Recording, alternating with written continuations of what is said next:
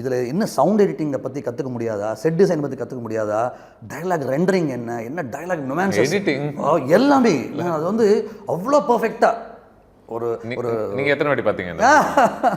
நான் இந்த படம் நிறைய வாட்டி பார்த்துருக்கேன். கடைசி இந்த படம் வந்து நான் நிறைய வாட்டினா நான் அளவே கிடையாது. நான் சும்மா எனக்கு தான். ஒருத்தங்க வந்துட்டு இப்போ இளையராஜா அவர்கள் போல ஒருத்தங்க வந்து நான் 50 வாட்டி பார்த்துருக்கேன்னு பெருமையாக அதை பற்றி அன்போடு சொல்லும்போது உங்களால் அதை புரிஞ்சிக்க முடியுது இல்லையா? ஏன் இது 50 வாட்டி பார்க்க வேண்டிய ஒரு ஃபில்மோட டவுட்டே கிடையாது. நான் என்ன சொல்கிறேனே, இது வந்து அதான் நான் சொல்கிறேன், இது டோட்டலாக நான் சொல்கிறது வேறு பெர்ஸ்பெக்டிவ். டோட்டலாக ஒரு சினிமா சாதாரண ஒரு திருடம் போலீஸ் கதை எழுதுறீங்களா, இந்த படத்தை பாருங்கள். ஒரு சாதாரண ஒரு ரவுடி கூலிப்படக்காரன் ஒரு அரசியல்வாதியை பற்றி எதிர்க்கிறான், யாரோ வந்து ஒரு நல்லவன் சமூகத்தில் ஒரு சாதாரண காலேஜ் ஸ்டூடெண்ட் வந்து ஒரு அரசியல்வாதி ஏதோ ஒரு கதை பண்ணுறீங்களா, ஒரு ஹீரோவின் கதை பண்ணுறீங்களா, அந்த படத்தை பாருங்கள்.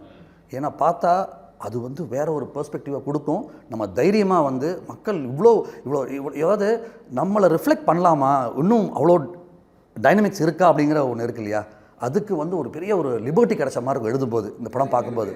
நம்பிக்கையின் மறுபெயர் VVD 80 வருட பாரம்பரியம்.